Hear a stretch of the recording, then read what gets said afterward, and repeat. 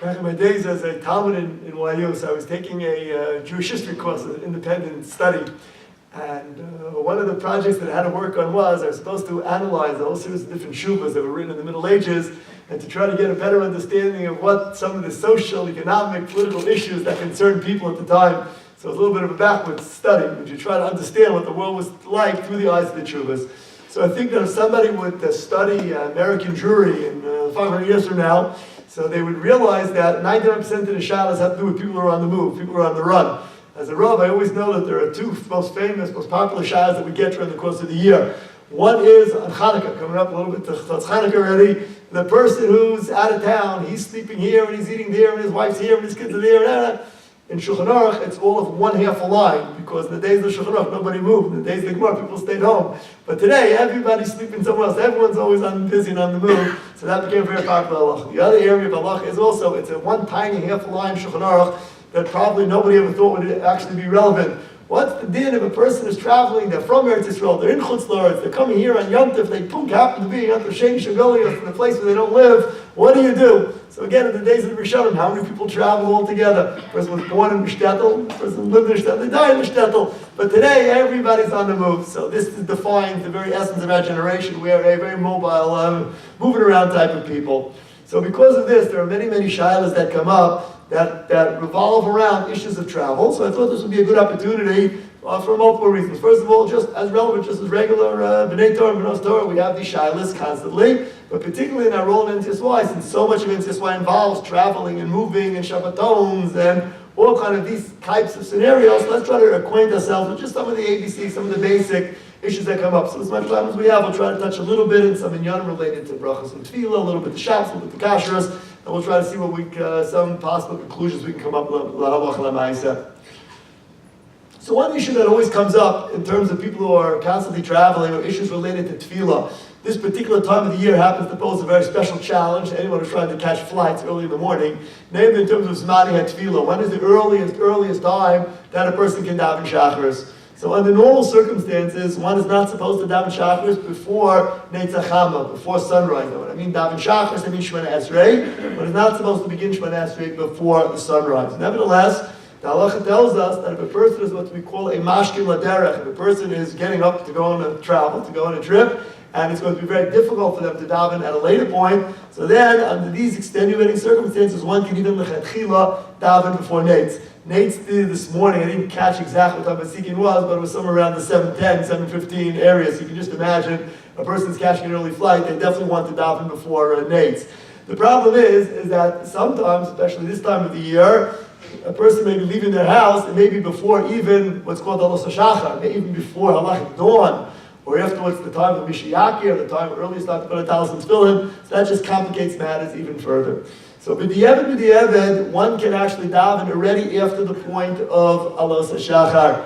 After dawn, one can technically begin the actual davening. One is not really supposed to put on talis and tefillin until the time of Mishiyaki, which is hard to tell you exactly what time that is. Usually, depending on who you ask, 20, 25 minutes, so give or take after dawn, depending on the time and the place of the year. So one is really not supposed to put a talis until that point. If one finds themselves in an absolutely extenuating circumstance that they must put on their tefillin even before that point, so then the ikra then they can do so also. And according to many poskim, they can actually even recite a bracha if there's no other option. If there are later options to put 1,000 tefillin on later, so then that would be acceptable. If one has to put it on early and leave it on past that point to Mishiyaki, one can do so and recite the bracha at a later point.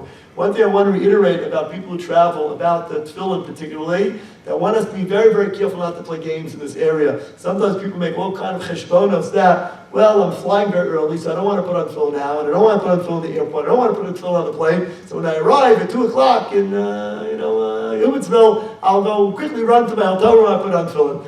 So I received a phone call from somebody, not all that long ago. They called me absolutely in tears. They were shaking in tears that they forgot to put on tefillin that day.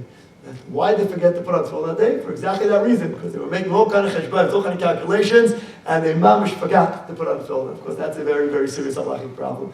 Therefore, I strongly recommend anyone who finds themselves in any of these kinds of strange situations, I'd rather you put on tefillin literally before the Zman, then you'd be yotzi anyway, and even according to some to recite a bracha, than to risk not being able to put on tefillin at the proper time. I remember just an NCSY story that about sometimes strange situations of putting on tefillin. I don't know if Rabbi Nissel's still here, but I know he would appreciate the story even more because we were actually together at the time. We had spent Tisha B'Av in Munich, and a couple of years ago on an NCSY event, and apparently the shul in Munich was having mincha on Tisha B'Av. We don't put on tefillin in the morning on Tisha B'Av, so mincha was at 7 o'clock, and we were in our hotel room. It was about 3, 4 o'clock in the afternoon. We hadn't yet put on tefillin, and I lay down to go to sleep, and I could not fall asleep because I was so nervous that there was no one around to wake me up, and I was afraid that who knows what, I'll oversleep, I'll wake up the next day. I hadn't slept in about 2 days. Afraid, Chalila, maybe I won't put on tefillin that day. So, no choice, so I put on tefillin in my hotel room at 4 o'clock in the afternoon in Munich, Germany, and then I went to sleep and I slept like a baby for 3 hours. And then I came back to Mincha, put on tefillin again. So I was probably the only Jew in the world who put on tefillin twice that year on Tisha B'Av in Munich, Germany, thanks to NCSY. So you never know what strange things. I've learned over the years that some of the strangest things come out of NCSY. That was not meant in a negative way, only in the positive. There is always a controversial issue about davening on planes. So I would say as follows, that if a person can avoid davening on a plane, so one should really try to do so. If one is flying to Eretz Yisrael, it's going to be almost impossible to avoid davening. One field for sure you have to daven, maybe 2 and possibly 3. So the daven shachar is on a plane. So again, if it's avoidable, definitely one should try to do so. If one has to, so then there are different opinions about whether we should encourage people to be davening in a minyan or not. Obviously, we're talking about on an El Al kind of a plane where there are a lot of people are davening. Under no shape or form can a person cause a chil Hashem in this area. So this is going to wake up other people, it's going to upset the students, etc. So then it's absolutely out of the question. Then it's better once you just daven in one seat. If the assessment is made that it's clearly not going to interfere with other people, it's not a chil Hashem, and permission is granted, so my policy in this is usually that I don't start the minyan. I don't initiate the minyan. There's already chil Hashem taking place, so my participating it's like along the Shabbat, it's like Riba B'Shiyur and chil Hashem, like yesh makom la'akel. But if there's a minyan started, we'll bounce a little. Again, one should be very, very careful about this. There are other issues that come up in terms of Hilchos Tefillah and Hilchos Brachos. So there is a Takanas Acham, one is supposed to recite Tefillah Saderech when one sets out on a long journey. You know, what we're going to try to do is, because we're a little pressed for time, I'm going to be around afterwards, so we'll be more than happy to field some questions. When a person is going on a long journey, so one is supposed to recite Tefillah Saderech before beginning that journey. So this is a big question. What exactly is the modern day equivalent? Does Chazal give us certain guidelines as to what constitutes a journey? It's not 100% clear today what that means. Practically speaking, a person is flying anywhere, for sure they should recite Tefillah Saderech. A person is driving somewhat of a long trip and out of city limits and some kind of an uninhabited kind of an area, so then yes, one should definitely be reciting Tefillah Saderech. Tefillah Saderech should be recited just as one is entering really onto the derech part of the trip. What I usually tell people on planes is that the correct time to say Tefillah Saderech appears to me to be is as the plane is literally taking off. So as it's on the runway still, and unfortunately I say so more accidents happen on the runway than the air, so I think that's the most appropriate time to recite Tefillah Saderech, literally as you're taking off. L'chatchila, one is supposed to recite Tefillah Saderech in the context of another bracha, because Tefillah Saderech doesn't begin with the words Baruch Atah Hashem, so it's supposed to be following a previous bracha. So if one has some food or something, one can recite a bracha, take a bite of the food, and then recite Tefillah Saderech. If one has to get daven that morning, one can say Baruch Shachar and recite Tefillah Saderech. One went to the bathroom, Tefillah Saderech. That's the correct way to recite Tefillah Saderech. If for whatever reason one cannot do that, then one can just recite Tefillah Saderech just the way it is. Very often I know on NCSY events and other events, you have a busload of people together, so one person gets up and recites Tefillah Saderech for everybody. So that's okay, and one should have in mind to fulfill their mitzvah Tefillah Saderech. The only problem is that very often it's noisy on these trips, and the question is, can the person who's reciting Tefillah Saderech use a microphone? So this is a general question about the use of microphones for all of the Binyanim and Brachas and Tefillas, etc. This was a big machlokes apostles between Rav Moshe and Rav Shlomo Zalman. Can I really be motzi somebody with a bracha over a microphone? So Rav Moshe was basically lenient about this. Rav Shlomo Zalman and many apostles disagree with this. I think that the more correct thing to do is to turn off the microphone and then to get someone who can actually scream the Tfilas HaDerech out loud and clear. If all else fails, if it's absolutely impossible, so then it's better than nothing, but do it on the microphone. One should be motzi people in Tfilas HaDerech, like any other bracha, without the added use of a microphone. We ask questions? Yes, I think we'll try to keep all the questions for the end. There's another bracha that's associated with traveling, and that's when one finishes one's trip, and that's Birchas HaGomel. So one recites Birchas HaGomel. Chazal say if one passes over an ocean, if one goes to a desert, when other kinds of great events that occur, one recites Birchas HaGomel. So there's a common shaila whether one recites Birchas HaGomel after flying. So there are basically three different opinions about this in the contemporary poskim. There are some who say that we don't recite Birchas HaGomel on any kind of flying anymore because flying, Baruch Hashem, is not for the most part dangerous. So it doesn't have that connotation of getting shipwrecked and going over the oceans like in days of old. So there are some who are of the opinion there's no Birchas HaGomel for traveling. And Rav Moshe was of the opposite opinion. Rav Moshe felt that anytime you get on a plane, that's already a quasi-suffix sakana, and therefore one should recite Birchas HaGomel all the time, whether one flies over the ocean or whether one flies even domestic. And then there's the third opinion, which has probably become the most popular opinion, even though I'm not exactly sure who said it, but it became pretty much almost the compromise view, that if one flies over the ocean, then one does recite Birchas HaGomel. If one flies just locally, so then one does not recite Birchas HaGomel. I think that's become a very prevalent meaning in many places. When you have Birchas HaGomel, so let's say you have a whole group of people who are flying together, there's no need for each person to recite their own Birchas HaGomel. One person gets up, recites Birchas HaGomel, and is motzi everybody else in that bracha. So we move out of the realm a little bit in terms of other common types of shilas that we run into in terms of traveling, and of course one of the biggies is issues related to Shabbos. So the issues related to Shabbos, 9 out of 10 of these shilas can be avoided if a person just plans enough time ahead. Now I'm well aware of the fact that there are emergencies that happen on Friday, but good planning very often will solve a lot of these problems. So one has to be careful when traveling on Shabbos to clearly leave a buffer to avoid any acts of Chilul Shabbos that may come up. What if a person finds themselves in a very, very difficult situation? It's very, very late on Friday, and they're stuck in a car somewhere. What are the parameters of under these circumstances? So basically the rule is as follows: to actually drive, for a Jew to be driving a car on Shabbos, that is obviously an Isam in Torah. That's a very, very serious breach of Shabbos. And the only grounds, and I say it again, the absolute only grounds are Pikuach Nefesh, if it's a question of a threat to life, a danger to life. However, in the realm of Pikuach Nefesh, we have a rule called Safek Pikuach Nefesh. Even if it's a small risk to life, that is enough to permit violating all kind of Isurim, even Isurim in Torah, Chilul Shabbos, if there's any shape or form that there's a danger of life. Now again, it's always very hard to make that assessment, whether something is Pikuach Nefesh or not. One is obligated to err on the side of caution. So if one finds themselves in a very difficult kind of situation where there's even a remote chance of Pikuach Nefesh, one should just continue to drive, even on Shabbos itself. Over the years, just to give you an idea, just an illustration of some situations that sometimes arise that could run into question of Pikuach Nefesh.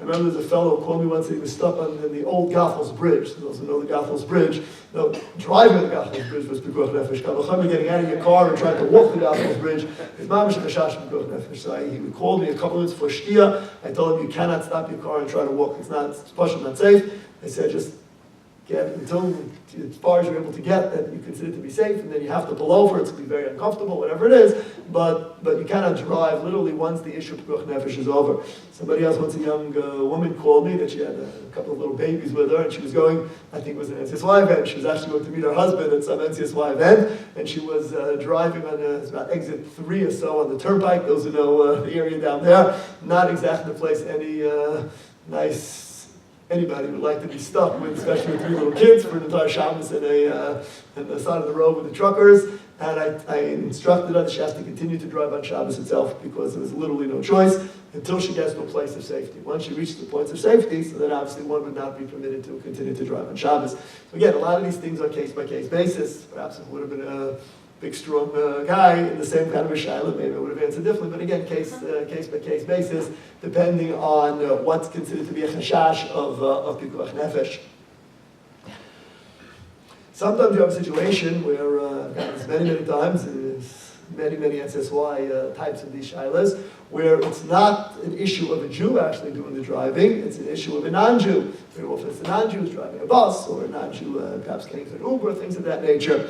So there is a rule in terms of Shabbos, a general rule, it's important to know, general Hilchos Shabbos, that once the sun sets, once you reach the point of Shkia, so that there is no malacha can be done by a Jew. There is a myth out there called I still have 18 minutes. Yes, you do have 18 minutes before the sun sets. Those 18 minutes have nothing to do with once the sun sets. Once the sun sets, under absolutely no circumstances, short of little pikuach nefesh, can a Jew do malacha.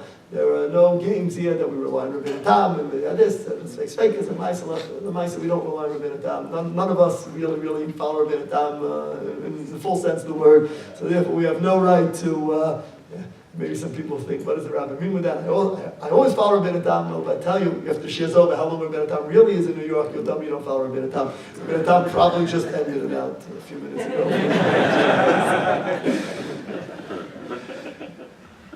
So again, for a Jew to be doing malacha after Shkia is out of the question. However, for a non-Jew to be doing malacha after Shkia during the period of Ben Hashmashos, that is technically speaking permissible. L'tzorach Shabbos, l'tzorach mitzvah, some kind of very extenuating need. So if one is really stuck and you're running a Shabbaton and you got 100 kids on a bus and it's a couple of minutes after Shkia, and the non-Jew is the one who's driving, so then we can look the other way. That would be all right. Again, this is obviously not something to be set up lechatchila, but if such a thing happens, so then one would be permitted to do this. How long is considered to be Ben Hashmashos? There are different opinions about that. So we'll try to keep it as short a Ben Hashmashos as possible.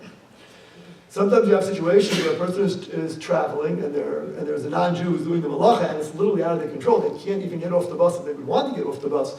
Remember we had this Shaila in Bergenfield a couple of years ago, had about 15 of my balabatim were stuck on a New Jersey transit bus coming in from the city back to Bergenfield. And some major emergency had happened at the Lincoln Tunnel or something, and the bus wasn't letting anybody off. And the bus arrived to Friday night about an hour after Shkia. So that becomes a very tricky question. Obviously, you can't get off the bus, what can you do? But the problem was that once the bus stopped, so now the people wanted to take all their stuff with them off of the bus. So it happened to be that where the bus stopped then was not in the area. We've since fixed it, and now that bus stop happens to be in the area. It's good help for these kind of situations. But at the time it wasn't. So now the shaila was, how in the world can we get our stuff off of the bus? Isn't that a problem of carrying? So the Gemara tells us that Chazal gave a special leniency to a person who was stuck on Friday afternoon, and it wasn't their fault. Now they end up Friday night and they have all their valuables with them. So Chazal said one is allowed to do things kiliyachayad. You're allowed to do things in an abnormal fashion. You're allowed to do things in a way that wouldn't be a violation of carrying on a level of deraisa. So everything can be done with the rabbanim. So what we did was we arranged for a non-Jew to meet at the bus and to get onto the bus and to actually take everybody's stuff off. So that would be a Amir Liacham, asking a non-Jew to do malacha for you. That would be permissible under these kinds of very extenuating circumstances. Unfortunately, what happened is that the bus driver did not want to let the non-Jew onto the bus. They said it was a major breach of security. Why, I cannot tell you exactly, but that was the policy. So now we're in a pickle. So we had 15 of my balabatim on the bus on Friday night, an hour after Shkia, and we have a non-Jew sitting there scratching his head with his car ready to put all the stuff into the trunk and to drive it back, and the bus driver is putting up a fight, and no one's allowed to go onto the bus. Everyone get off the bus. So one of my balabatim was really thinking smart. He knew this did, and he told everybody start carry things off the bus, kaliyachayad. So believe it in an abnormal manner. So believe it or not, if it wouldn't have been Shabbos, I would have taken a picture of this one. I could have gotten the non-Jew to take the picture, would have been good. But or a Torah website, what the rabbi does on Friday night for the balabatim. So I'm standing there, you can just imagine the absurdity of the scene. And you have 15 guys coming off the bus with computers under their arms. You have wallets on their hats. You have a guy walking around with his cell phone in his shoe. Everything is being done kaliyachayad to take it off the bus. The bus is Rishasayach, onto the street, that's Rishasarabim, Karmos, whatever it is. And then the non-Jew takes it all, puts it into the car, and everybody gets home. I gave a very, very big kula that Shabbos. Everyone will remember that. I try to forget that kula. I told everybody is that they should come straight to shul to daven, because I was afraid that if I'd send everybody home to go get dressed for Shabbos, they'd never come back again. So we had second Ma'ariv, breakaway minyan, guys, and it was Friday, I think it's casual day in the work world, something like that. Guys sitting around in the jeans, guys with their half-baked polo shirts and the sneakers. It was a real Kalbach beautiful. It was a real, it was a scene to remember. To make matters even more complicated, with Shabbos Shuvah. If you can do Michal Shabbos, you might as well do it on the right Shabbos. Okay. But again, we all almost always know people should be very, very careful in terms of these things and try very hard to plan accordingly. We had a potentially almost disaster shiloh this past year in Yom Kippur. I got a call from somebody at 5 o'clock in the afternoon that it was in the aftermath of the hurricane down in the North Carolina area. The person was flying from Florida up. He was diving for the Yom in one of the shuls in the New Jersey area. And he was flying up from Florida on Erev Yom Kippur. He left at 9 o'clock in the morning, didn't get all the time in the world until they diverted his plane to North Carolina. So now he was sitting in North Carolina at 5 o'clock or so in the afternoon on Erev Yom Kippur trying to figure out what to do. At the end of the day, they actually got him onto a plane and he got in Bekoshi in time. I don't know whether he was the Chaz of Konidra or not, but he did get in enough time. To make matters even worse, he had any food with him. So I don't think he had eaten anything the entire day. So you want to be mocked with the first 2 days in a row. So I don't know, we had all kind of kunsim we were trying to figure out. We were trying to get Ubers to bring food to the airport to meet him. I don't even know what happened in the end. But in the end, all's well that ends well. He got there, got to Shalom, Nichlas Shalom, got to Shalom, like the Kohen Gadol into the Kodesh HaKodashim. So you have to be careful about these kinds of things. Another important area that always comes up in terms of travel issues related to kashrus. So the person finds themselves in an area where they're about to run this major barbecue for some event, and they realize that they don't have any barbecue grills, so they go to the store, they buy themselves a grill or something, and now they want to know tefillas kelim. So I've gotten this shayla numerous times. I'm stuck somewhere. What do I do about tefillas kelim? So, Rabbi, isn't there a leniency that if you use something once, it's okay?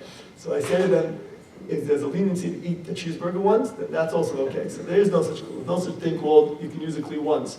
The kula is as follows. If it's a type of a kli, a type of utensil that is a disposable utensil, so you buy a throwaway, a barbecue grill or something, that would be permissible. But if it's something that's a real kli, that can be used more than once, if you choose to use it once, there would be no kula for that. So what could a person possibly do if there's no mikveh available? So the post can write that what a person can do is they can actually give it as a gift to a non-Jew and then borrow it back from the non-Jew. So technically speaking, on a temporary kind of basis, one can do this. If you happen to have a non-Jew available, then you should give it to the non-Jew and then borrow the kli back.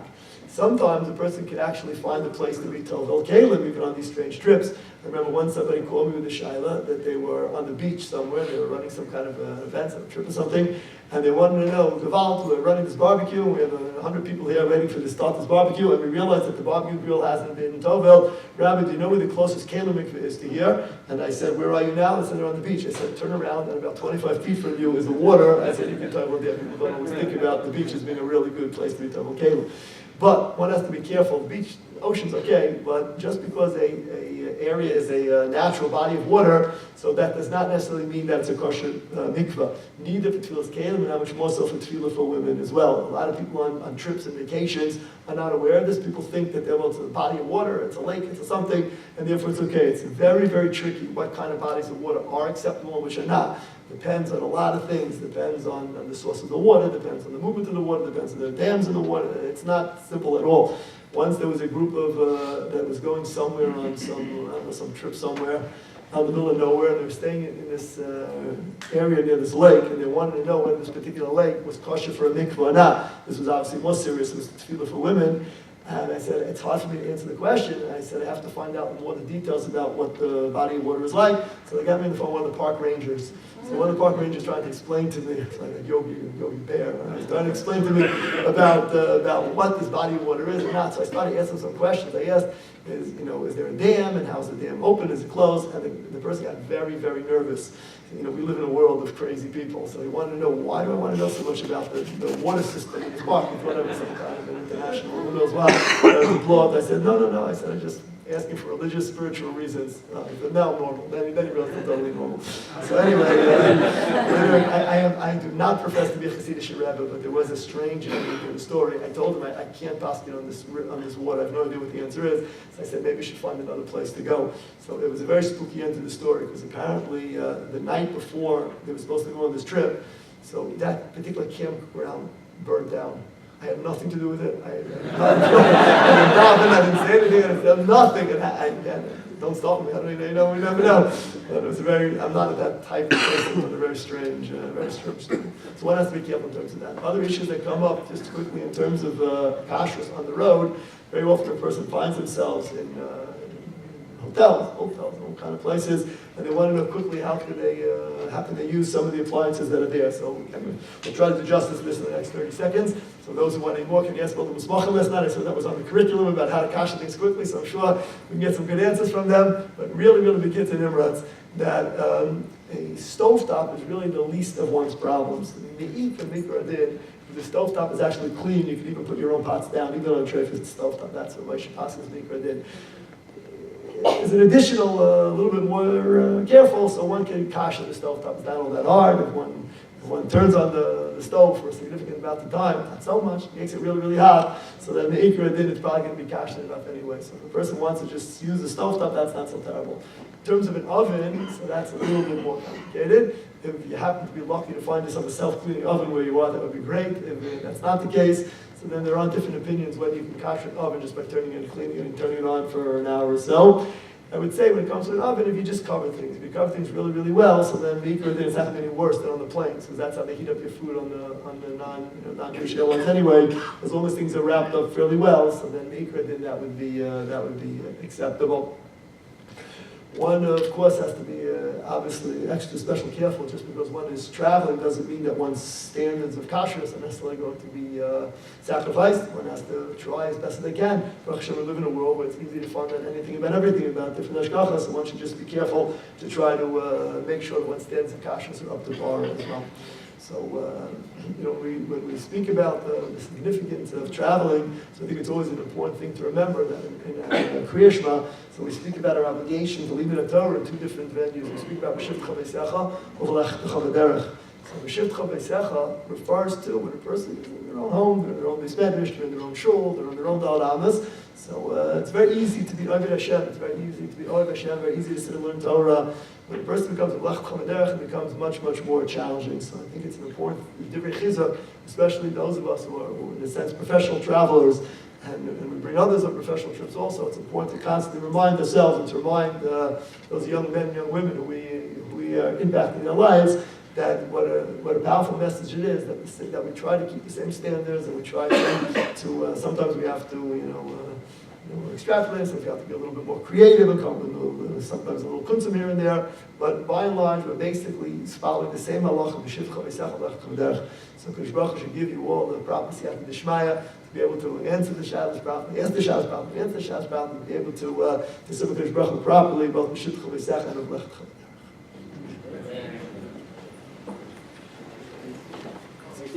Yes, how do you see it? Come on.